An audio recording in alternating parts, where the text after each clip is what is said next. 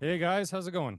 So, basically, as a mixer, when files arrive to you and you get these files, you have no idea what they sound like, and there's a whole bunch of different microphones to sort of check out and listen to. And so, the first thing I would do is basically go through these mics and just hear what you guys did and get a feel for what I want to use and what I want to throw out and how I can find a balance. So the first thing I'm seeing here is that we have three kick drum mics and then three snare drum mics. So I'm kind of like a nerd for coloring things just so it all makes sense to me. So I'm just going to, you know, make a bit of colors here so I can see those are kicks, those are snares. Great. So I'm just going to go through, I've kind of like cheated a bit here and just had a little zoom in to check for phase. Hmm. And I can see right away that this mic and this mic are pretty in phase, but this one is completely the polar opposite. So most likely, we're gonna have to deal with some phase stuff. So let's just have a listen to this maybe these kick drums first. Let's take a little section here.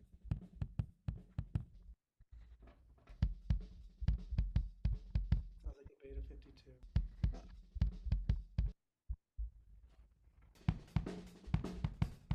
Yeah, so there's the That's far mic, reverb. which Yeah. it's interesting. I don't really know how it mixes in with this as a kick drum kind of sounding mic. Um, But I do like this kick out is my favorite of them all. Yeah, beefy with punch.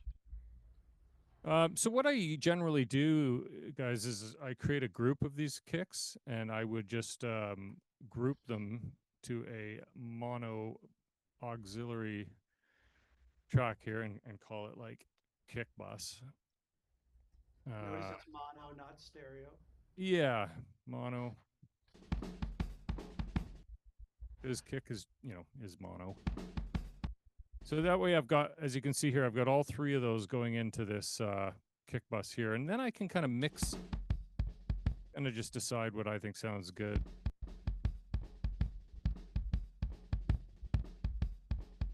And I think we know just from a phase issue here, I'm going to just use the most basic of stock EQs here, just basically just using this phase flip here. And I'm gonna flip the first mic, which is the I guess that's the in, and I'm gonna flip the far mic here. So those both have a flip on them. I think I like that better. Yeah, that's without them Wow. flip. And you might ask me, why did he flip those two, and why didn't he just flip Hmm. this one, the middle one? And the reason being is because if you look, this first mic is the one where the transient hits on the positive first. And what that means is that's pushing your speakers out, and you kind of want your kick drum to push out, not suck back in. And this causes the little pieces of paper to suck back in. So you want your kicks to kind of go and hit out first. So we've basically flipped this one and this one to all have this first transient be out, and I think we can all agree that sounds a lot better. Okay, so kick sounds Wow. pretty good.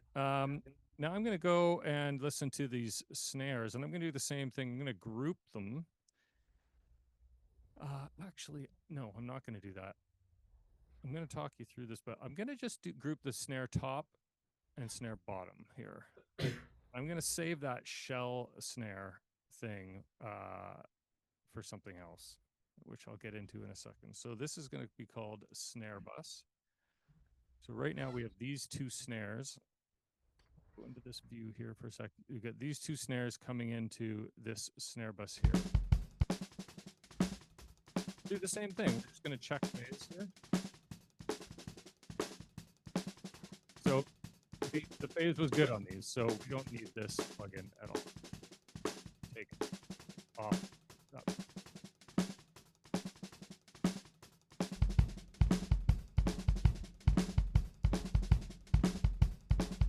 Okay, I'm going to get to this snare. What is this one called? The snare side. I'm going to get to that in a few minutes because I have a bit of a plan for that mic. Next thing I'd probably listen to is the overheads.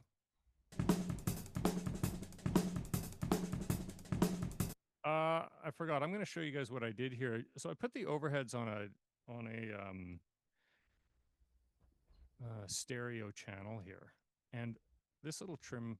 I'm going to mute that for a sec or bypass it. And when I first listened to these overheads, I did this, yesterday when I first got started with these tracks. I noticed everything was really heavy on the left-hand side. You can hear that. And my way around that was I'll do this again, is create a multi-mono plugin. And I went to trim. And then what you do is you can either have the left and right linked right here, or you can unlink the left and right and just affect either the right or the left. So right now, the right I want 0, and the left I want about whatever I've got it at here, minus 2.8. And that should technically make this kick and snare come up the center more than being sort of lopsided. I'll show you. There we go. So we've taken the volume down on the left side of it. We just balance that. And I like the sound of that a lot better. What I would generally do next is just check again, this first step is always just checking your phase, and you don't know who recorded this stuff when they send it to you, and you're just sort of like, you kind of want to make sure everything is in phase. So my most important things are sort of kick, snare, overheads, and I'm just going to check and see how our phase looks. And the way I can do that is, instead of looking at these plugins here that are on the separate channels, I'm going to go to my kick bus and snare bus, and I will I'll utilize that trim plugin here. I'll just stick it at the very top, and I'll just flip phase on and off with the overheads and see if it affects anything.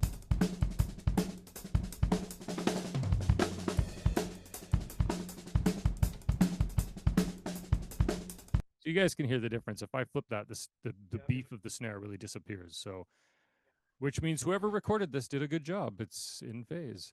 So what I'm going to do here is I'm going to take that and just put it onto that kick, and we're going to do the same thing here and see if our kick is in.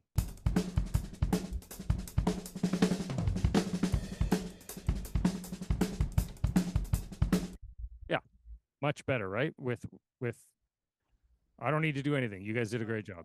So our other channels here, like what else do we have here? Maybe I'll go to this view, is easier here. So we've got ride and hi-hat. So those are essentially like cymbal mics. And right now I'm going to just I don't really know if we need those, because a lot of the cymbals are being picked up from this overhead. So I'm just going to not use those right now.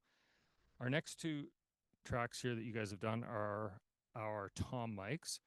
And I'm just not going to bother with toms at the moment. I'm not too worried about it. He only hits them 1, 2, 3, 4 times in the whole thing. So what's this next one is called bricks. And I think you guys told me earlier, this is some unique miking technique that you guys have used. So again, what my job would be sort of deciphering what you guys had done. So I'm going to have a listen to these and see what they sound like.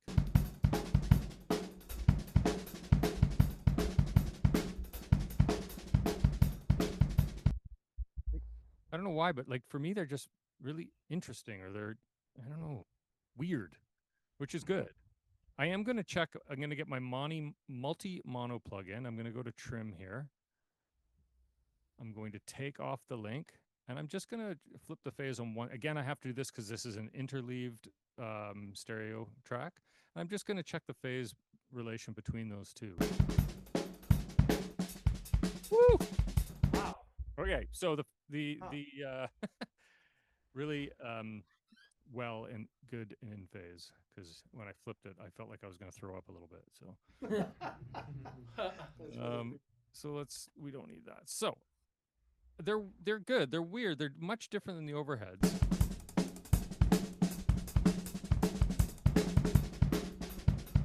A little darker, a little more distant, and they could just kind of mix in well with these overheads. You know, is this the bricks right here? Oh no, that's my.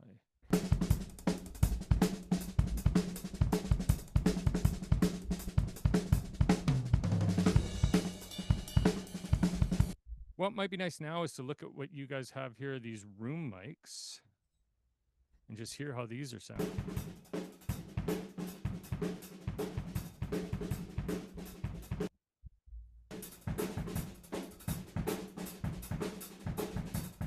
Those don't sound too different to me, and I know they're No, not different compared to last positions of one. the room, but they just sound like they're capturing different areas of the room.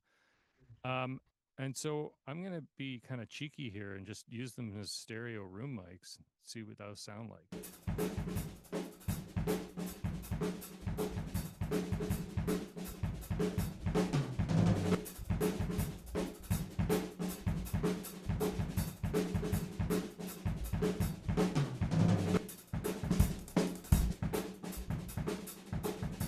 Well, I don't love them as stereo room mics now that I'm listening to them better because it makes the kick very heavy on the left-hand side, which I'm not loving. So I'm going to go with I'm going to utilize the furthest one. This is the bar rooms. And we're going to use that as a fun room mic to everything here. So the first thing I think we should do is just listen to overheads.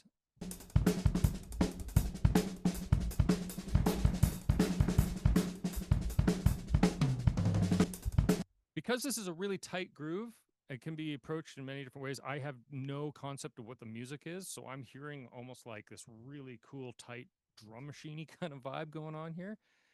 And I want to do something fun with this snare side mic, because when I listened to this earlier, whoops. Oh, yeah. It almost sounds kind of like small and distorted and weird. So I'm going to approach it like that, and I'm going to throw a weird plug-in on it like Devil Lock. And let's just see what we can do. We can just find our weird here for a few minutes.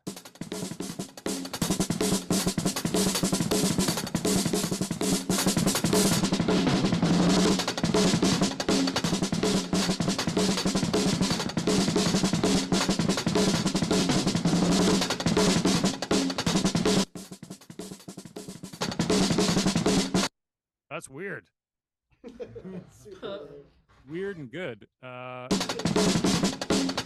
Some people get really like anal about level matching and that kind of stuff. I don't know. I'm not that bothered because I'm just gonna have it. I'm just gonna sneak it into the mix where I like it, right? So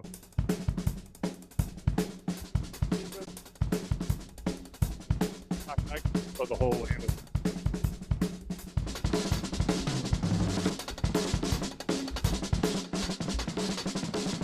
That's such a weird sound. I want to get weirder with it. I'm gonna go. I love this lo-fi Pro Tools plugin. It's one of my favorite plugins.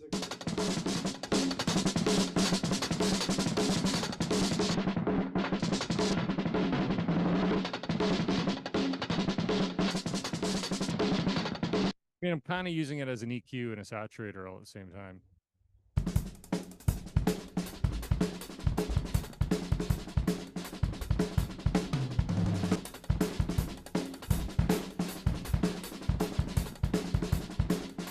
I mean, that's just such a frantic drum part. There's not a lot of space, right? Like, there's not a lot of space for room mics. Like, when I think of room mics, I'm always thinking like you got all this space. We don't have a lot of space with this part, which is fine. I just don't know how well these room mics are going to actually work in here. We're still going to mess around. So next, I think of a little bit of just like specific processing on each drum. And I'm going to start with the kick because we want this kick to be sort of like tight and punchy, but kind of have like lots of nice weight on the low end. So let's just kind of play with this kick drum for a bit here.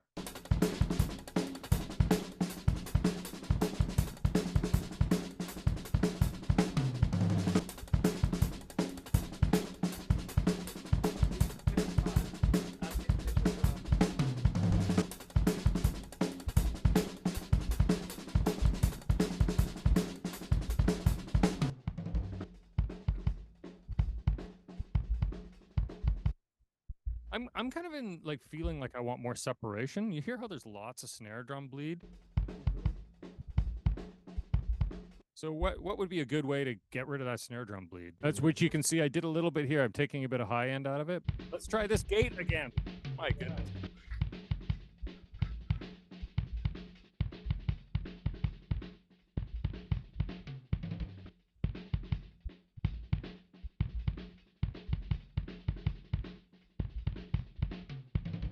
Well, we're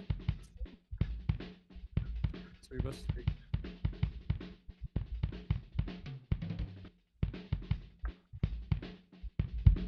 Yeah. Okay. We're working here. I think you're right. I think it was true. It was that gate is just a little tricky to work here. So it might be more interesting is to actually embrace that bleed. Yeah. And actually do stuff, I guess. This is that far kick drum mic.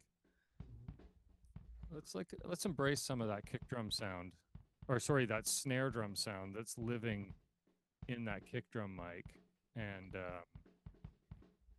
really like to use SansAmp. Sometimes you can really get. Stop Pro Tools.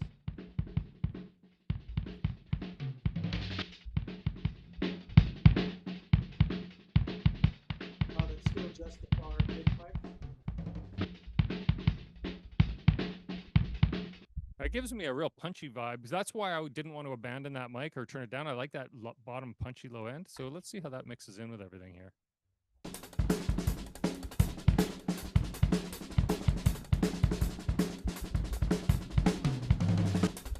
I like that. I think that's pretty cool. Well, I'm liking that kick. I'm gonna take a bit of a boo at the snare now, and we'll just work on that for a few minutes. Where am I here? That sounds good.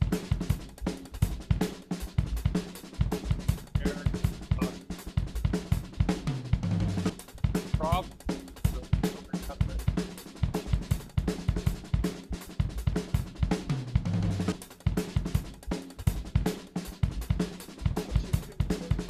I feel like I want to get into EQ.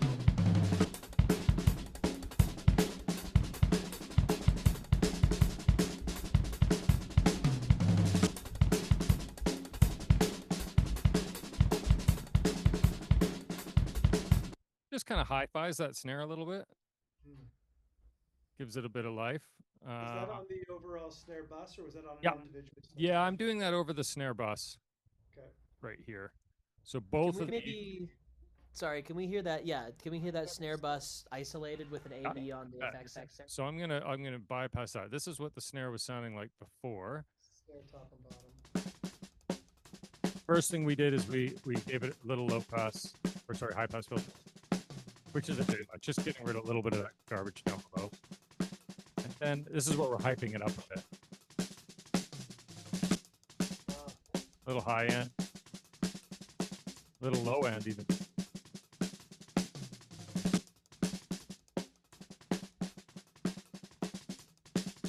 I mean, I like snare. To me, saturation's really good on snare. Anytime you can saturate it more. Another good trick is you can link this input and output. So I can bang, like smash the input and the output comes down, and you can get a little bit more of the sound of this preamp. That's nice. So I'll show you, I'll put them back at 0 and I'll just show you the difference is super subtle.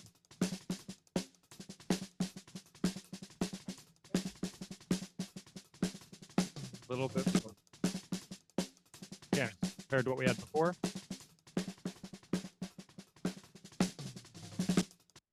Yeah, and I think overall we've got a better picture.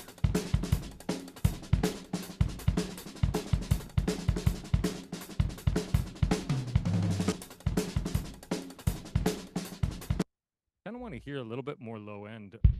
There we go. There she goes. Yeah, Pro Tools glitch. Thanks, Pro Tools.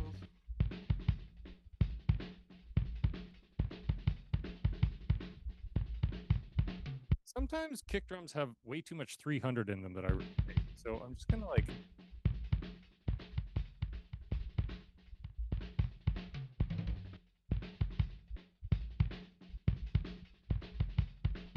Okay, is doing something.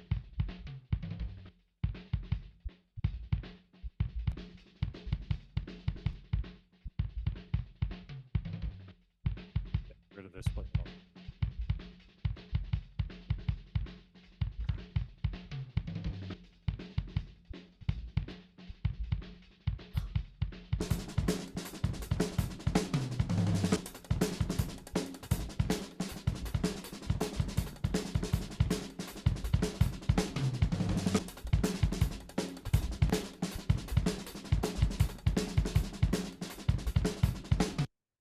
I'm flipping that phase at the very end of this whole chain here? I don't know. Sometimes when I get a bunch of plugins on things, I find that it messes with the phase a bit. You guys tell me which is sounding better, this phase in or out.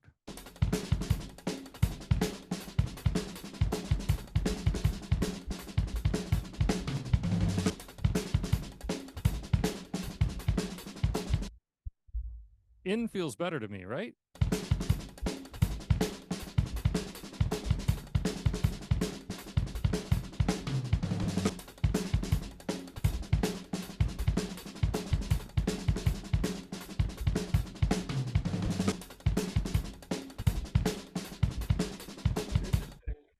It seems like there's a trade-off there. When Yeah. the phase is in, like there's more lows, but it becomes less clear. Yeah, That's true. Yeah. Yeah. I'm going to leave it for now. Let's go. Okay, so we're having a little bit of fun here. Maybe I wanted to, I showed this to the last class. This is something I often do, especially for quite a busy part like this. This is one of the first things I do is I gate my toms. And some people would maybe just put a gate plug in, but I just like to do it by hand. So I just go through it like this really quickly. It takes 2 seconds. Put these at 0 so we can hear them. Just go gate, mute. And just kind of go through this really fast here. So mute. So either way, there's a really quick, looks like I missed one. A really quick way of just gating these toms. So if you listen now, you just get this. That's it here. And when you play it in the mix, then we don't have all that other all that jazz in those mics kind of thing. So so we're using the overheads, we're using the Brix mics. I want to play with this room mic a bit, and then we'll get into a bit of like overall processing of the whole drum kit. Because I want to hear a bit of room and I want to hear a bit of reverb, but this room is, I'm going to just experiment with putting a bit of reverb on the room mic, even making it further sounding.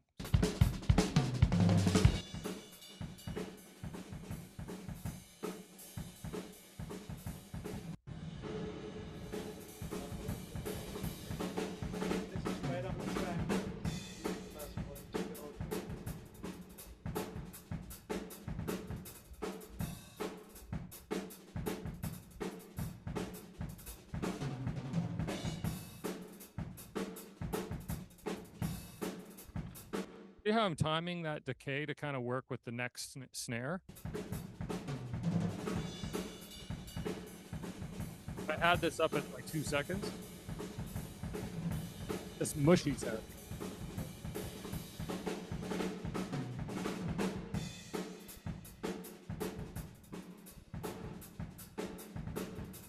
And then we'll talk about pre-delay a little bit. So pre-delay basically tells the plugin when to engage after it hears the transient. And if I have no pre-delay, we get you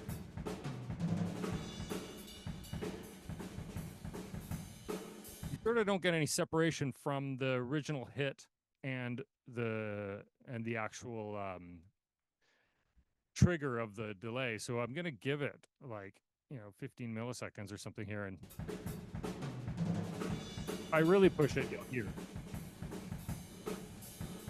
You can hear it coming like really late. And I'm specifically choosing not to use my reverb plugin as an aux here and sending a bus to it and everything. I'm basically putting it right on the channel and using the mix knob. Maybe I'm being lazy. I don't know. It just seems like a quicker, easier way to just fart around with this sound. And now let's hear how it sounds in the mix. I always tend to put the fader at 0, play, and sneak it in to see what I'm feeling, how I'm feeling about it.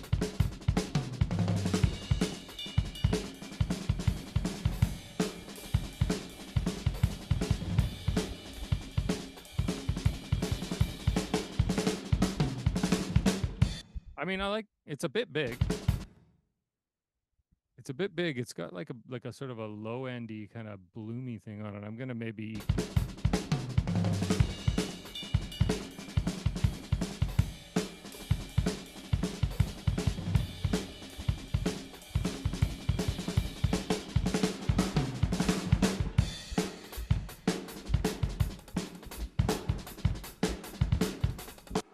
kind of interesting. It's kind of weird. You probably hear me using the word weird a lot, but I like things to sound weird because I think if they just sound too normal, it's just too like boring. And I think the recording world has gotten the stuff that we hear in our speakers and AirPods and stuff is just it's kind of weird. Like, and I think I'm always searching for something unique and different. So that's kind of what we're searching for here, just to see what could be kind of different. Let's start with snare bottom. So you're right. I was saying this earlier, where I'm always looking for a bit more saturation on the snare drum. And that's why I did this sort of trick here where I pushed. Push the preamp. So I'm always just looking for some saturation. So let's do that just on the snare bottom mic. Let's hear what we can go for something a little weird here. And I was saying in the other class too, Decapitator is just like a really nice different EQ too. You can just use it as an EQ if you want.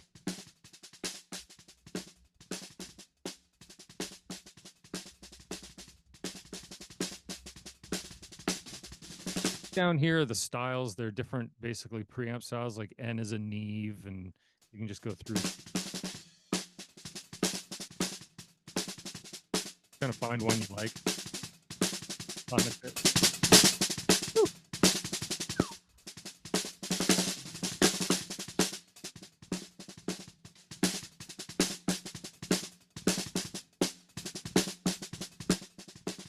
Let's hear how that sounds in the mix.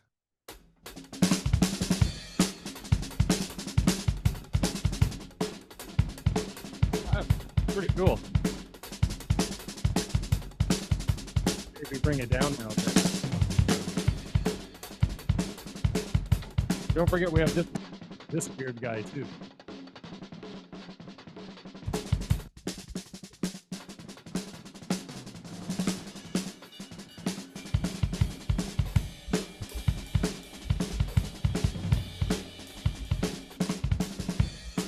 That's soft, right?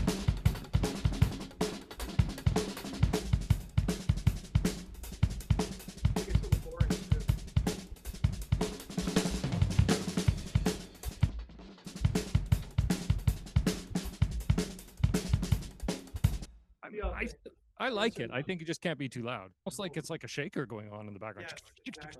There's all that hi-hat bleed getting in there that's giving so it that much, texture. Yeah. Which is why I was doing a lot of this lo-fi stuff, like taking the sample rate down. Try and make it less harsh. Yeah. Yeah, because otherwise. Ooh, yeah. That's just hilarious. It's a really crazy part. Yeah.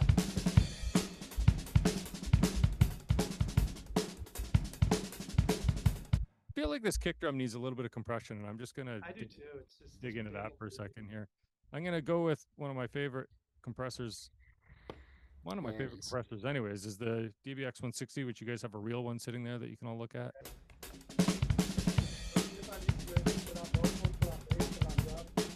With this plugin in particular from UAD, you just put it on and it's just works.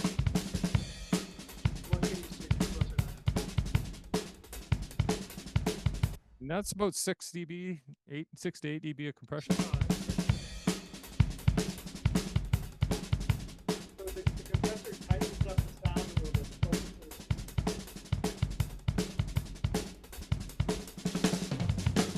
How much does that go for? Oh, that's The duplex is 3,300.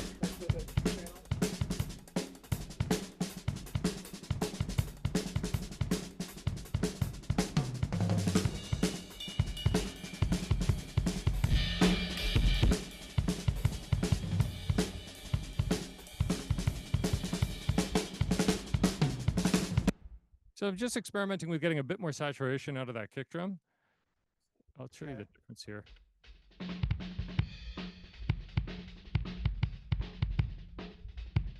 feel like it feels a little weightier like that. A part of it's just me using this EQ. I'm hitting this thump button, which is like a boost, I think, around 100 or something like that. Nice. Sounds like a lot punchier this time around than it did last time. Yeah. Yeah, it just does some sort of voodoo to the bottom end. I kind of like that. So to bus all this, we're going to obviously take our sub buses here, kick bus, snare bus, and everything else can pretty much go. So I'm just going to create a stereo aux. I'm going to call it drum bus. We'll create an input for it. We'll make it, I don't know, 25, 26. And then we're going to send this to 25, 26. I'm going to send this guy to 25, 26. And I'm going to send all those to 25, 26. Boom. So everything's now going to this drum bus here. And I can now process the whole drum kit, which I would probably start off with, to be honest, I'd probably start off with a bit of compression.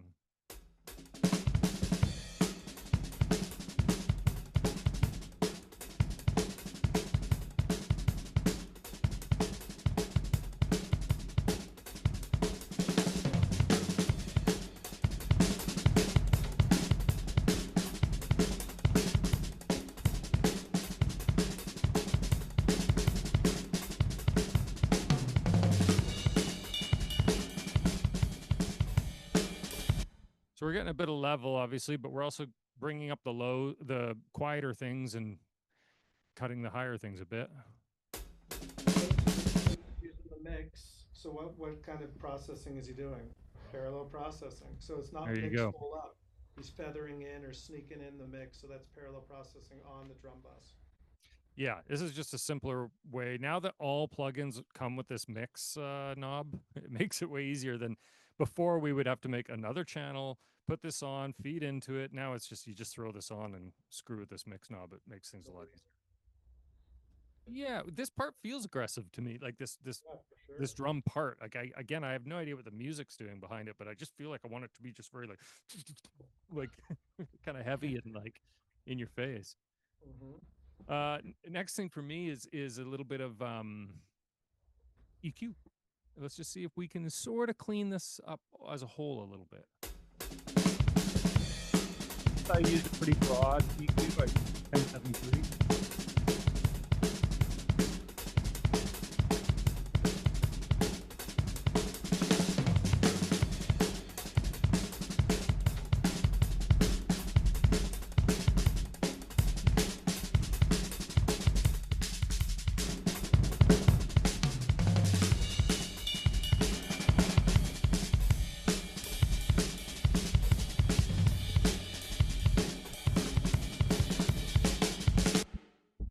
So you guys hear the difference there, what I've done?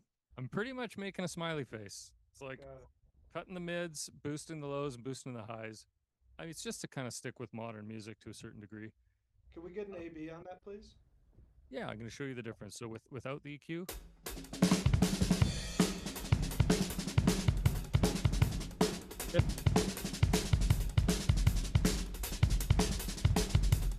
Without.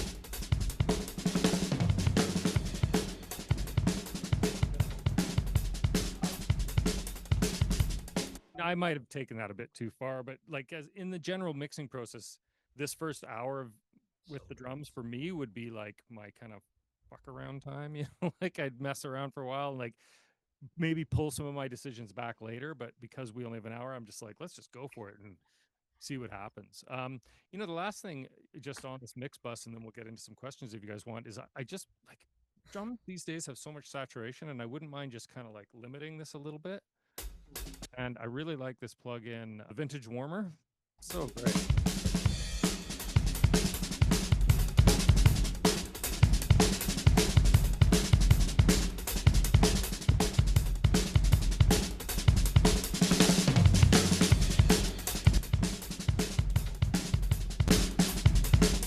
I'll try to level match it a bit so we're not just getting wooed by the level.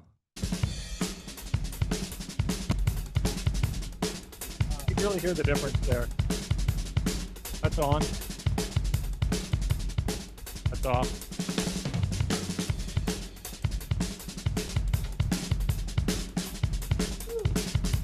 I mean, that sounded pretty groovy. Can I just play this for just a little bit so we're not just hearing the one loop the whole time here?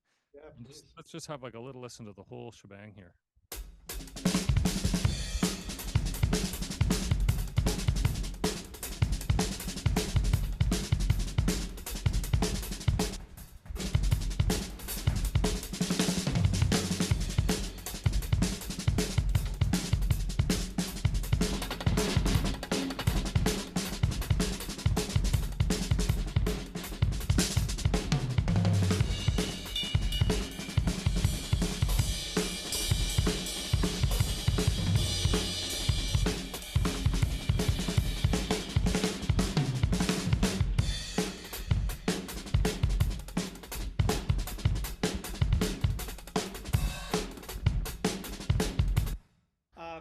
we got a few minutes left. Do you guys want to throw out some questions to Winston about process, how he might treat an individual drum, general approach things, anything? This you got Winston. He's going back to Vancouver. Actually, he's already there. I tricked you. Tony, what's up? Do you work with like stereo field at all on a drum, like bus? Like add a stereo imager to it? Yeah, yeah. I generally, when I'm mixing, I have a bit of a stereo imager on the mix bus, like for a whole song. So I feel that I probably wouldn't do that so much on the drums. I'm trying to keep the kick and snare really like in the center, you know what I mean? And I find the more modern drums I listen to these days are a little bit, I wouldn't use the word mono, but they're a little bit more in the middle, and then all the like fancy stuff's more on the sides. Cool. That's a good question, Tony. What's up, Nate? When you're working on someone else's song, how do you maintain their sound but also put your ideas into it as well and keep that balanced? Yeah. Yeah, great question. Usually when somebody sends me something to mix, they send me a rough mix. So they have like their Pro Tools session with all the stuff, but they also inside the Pro Tools session are like, here's my rough. So it's like got a little bit of the vibe they want, as well as they say, oh, I really like this band, or I really like, you know, this group or whatever. They give me a little bit of like direction, so I kind of know where to kind of muck with it a little bit. But you know, that's the whole idea of hiring a mixer, is so they can do their own thing a bit. But yeah, it is difficult to, and sometimes I've worked really hard on something and sent it to somebody and they're like, what the hell is this? Like, what have you done? And then that's fair. And I always say that's fair. Let me just pull all the faders down and start again. And I'm happy to do that. Yeah, on that topic, by the way, how frequently, if you're working with a band remotely like this, let's say, like they just send you a bunch of stems, how frequently will they send you like a reference track or something like specific that they have in mind that they want to try and replicate the sound of? Yeah, a lot. That's very common, and it's hard because it's like, you know, not always talking about drums, but like vocals, and I want to sound like Adele, and it's like your voice isn't like as good as Adele's, so I'm sorry. But same register, yeah, but you know, you try, and I know when I hear them say stuff like that, I think what I hear them saying is I like the reverb effects, I like the EQ on the vocals, I like where this sits sonically, and I like how auto-tuned it is or how un-auto-tuned it is, and I try to get a little bit of an idea of what will please their ears. Other questions for Winston with the time we got left? We got about 5-ish minutes. Yeah, what you got, Noah? When you're using like a gate to take out some of that unwanted noise, is there like any specific parameters that you're looking for to like kind of avoid unnatural ducking? Great question. Yeah, I think to be honest, gates are like kind of mysterious things. I just flick a lot of like knobs until it works. Like there's obviously the threshold knob, which is like how much am I going to, like where am I going to catch the gate, and I kind of find that one first, and then the expander knob just tells you how much of the stuff it's taking out do you want to sneak a bit of that back in, and then the release is like how long is it until the gate releases. And honestly, no, I just kind of fiddle with them. You can't see me right now, but I've got my hands in the air like I'm tweaking. But I just fiddle with them until it sort of so it's like, oh, I'm just hearing the kick drum now. Thank you. And it might just be kind of going duh, duh, duh, and it's like okay, I'll just release it so it goes duh, duh, but I don't hear that chicka chicka chicka in the middle anymore. This was such an odd groove that it was really tricky to try to gate. So it was, it's like no air in this thing. There's no air. Yeah. So I just kind of abandoned that whole idea, but it can be done. And I don't know. Jet? Yeah, like what if one of the plugins works for like a specific part of the song, but then like say it switches up like styles completely or something, and it switches to like, I don't know, like a more jazzy section or something. Like, what would you do to like would those same like EQs work? Or I don't know, like I don't know really how. Yeah, do you need to make any adjustments to your what you just overall? Yeah, yeah, like, that's a great. Yeah, like you mean as we go through the song? Yeah. Yeah. So I'll use an example. Like sometimes, you know, like in a bridge section of a song, I want like a completely different drum vibe. So instead of going in and like adjusting those EQs, like automating those EQs for the bridge section, I'll duplicate the drum part. And then I'll like you saw me highlighting and muting when I was gating the toms. I'll highlight and mute the whole thing except for the bridge, for instance, and then I'll treat those bridge drums differently than I did in the rest of the song. So it's kind of like you're mixing two drum kits. Yeah, a whole different. You just duplicate the whole tracks. Yeah, Chop just it, duplicate the take whole. it Duplicate down, the whole, like back all up. like 12 mics. Yeah. How often do you use actual cymbal mics versus like an overhead? Like, how do you tend to mix those in together? Mhm. Really depends on the material. Always, like, someone might have a song where, say, in a chorus they're playing like this ride cymbal and they're really hitting the bell or something, and I just can't seem to get that bell to poke through on the overheads, because every time I do it, it kind of like screws with the snare sound or something. So then that's where I'll go to the the quote unquote ride mic that you guys did, and I'd be like, I'm gonna grab my bell sound from that ride mic. So I use them as spot mics, as sort of like, I think of them as safety mics almost. It's like it's there if I really can't like squeeze enough hi-hat out of the overheads, then I go to the hi-hat mic and I do that. When you're receiving like stems like this, do you also receive samples of the same kit to use as samples for like a trigger? Yep. Yep. So when I'm producing like a drum track, like, and I'm engineering it and producing, at the end of the session, I always say to the drummer, "Okay, let's get some samples," and I just have them hit like kick, kick, kick, kick, snare, snare, snare, and I just like make these samples, and then they're there for me if I need them. So a lot of other producers will do that. You'll find it like on their last playlist. It's like, oh, there's their sample track, and it's got like everything. So if I really had to like fart around with the drum part and figure out how am I going to put like, they want this extra kick drum in this part, and it's like, I've got it. I can just use that whole sample of it, and it's like all the mics. So it's like he hits the kick, and it's every mic right to the hi-hat mic that's picking up some of it, and that way it fits in really easily. And just That's a great question, Tom. one more thought on your comment there, and Evan, I don't know if you guys talk about this, but I find that I have this difficulty with a lot of my clients, is that talking about the difference between multitracks and stems. Do you guys talk about that? Let's talk about it.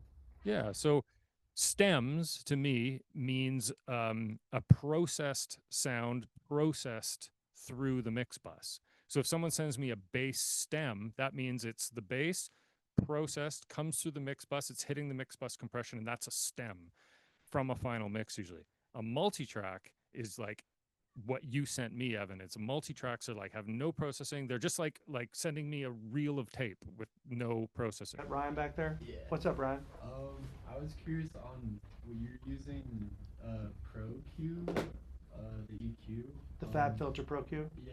Yeah. I was wondering if you mess around with any of the linear phase or natural phase. No, zero. I've never messed with that. So the thing you were mentioning earlier, Winston, about having, I think it was on the kick, maybe it was what we were looking at earlier, and having that little bit of a difference in the phase. I think that's an artifact of that. Specifically in this instance, that we've got multiple sources running through a bus, and we're doing not like super heavy EQ, but like enough that it's changing the tone. Yeah. I think, like, at least from my understanding, like, at least when I do my master bus EQ, like the one that you threw on just after your second stage of compression there, that one I would usually do as a linear phase EQ, just because I know in the past I've had problems with, like, once I've got everything processed and maybe I want to do, like, not a whole lot of a cut, but like a very specific cut, sometimes that can screw with the phase a little bit as well. It sure can. Well, that's really interesting. I feel like I need to do a bit more research on that. Winston, thank you so much for being here. Let's give Winston a hand.